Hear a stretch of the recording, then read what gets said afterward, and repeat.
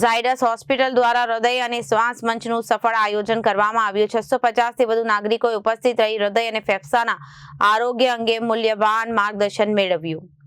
Zydus hospital Vadodara દ્વારા હૃદય અને ફેફસાના આરોગ્ય પ્રત્યે જનજાગૃતિ લાવવાના હેતુથી હૃદય અને શ્વાસ મંચ નામના વિશેષ જાહેર આરોગ્ય સંવાદનું સફળ આયોજન સર સયાજીનગર ગૃહ અકોટા ખાતે કરવામાં આવ્યું હતું. આ કાર્યક્રમમાં 650 થી વધુ નાગરિકોએ ઉત્સાહપૂર્વક હાજરી આપી હતી, જે શહેરમાં આરોગ્ય જાગૃતિ પ્રત્યે લોકોના વધતા રસનું પ્રતિબિંબ છે.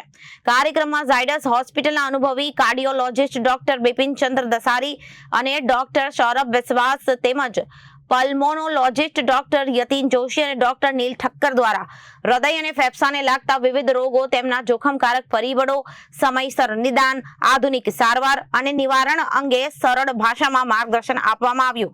કાર્યક્રમનું સંચાલન જાણીતા ગુજરાતી લેખક, વક્તા અને કોલમિસ્ટ જય વસાવડા દ્વારા કરવામાં આવ્યું હતું. તેમની અસરકારક રજૂઆત અને ડોક્ટરો સાથેના સંવાદથી કાર્યક્રમ વધુ જીવંત અને રસપ્રદ બન્યો હતો.